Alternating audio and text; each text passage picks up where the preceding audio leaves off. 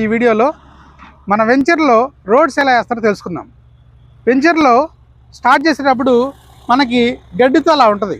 అలా ఉన్నదాన్ని సర్దిద్దడం కోసం మనం డ్రోజర్ తోటి నీట్గా క్లీన్ చేయించిన తర్వాత ఇలా మారుతుంది. సో గడ్డి అంతా తీసేసిన తర్వాత ఇలా మారుతుంది.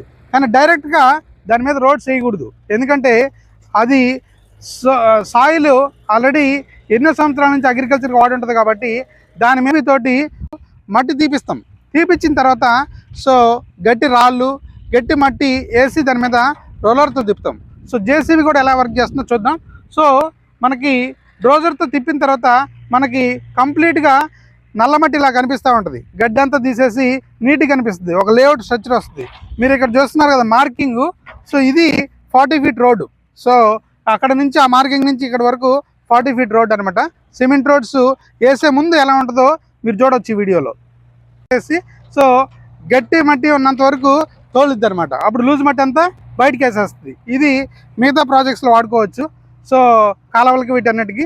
సో దీన్ని తర్వాత అక్కడ గట్టి రాళ్ళు వేసి మంచి మట్టి వేసి అప్పుడు మెత్తదనం లేకుండా గట్టిగా పడిద్ది. అప్పుడు 40 ఫీట్ రోడ్ ఎంతవరకు వస్తుంది అనమాట. అక్కడ నుంచి ఇక్కడ వరకు 40 ఫీట్ రోడ్ వస్తుంది. సో ఇలా ఇంత గట్టిగా వేసినప్పుడు రోడ్లు లైఫ్ టైం అనేది ఎక్కువ వస్తుంది. సో ఇది మీరు ప్రతి ఒక్కరు తెలుసుకోవాల్సిన మంచి విషయం. Thank you.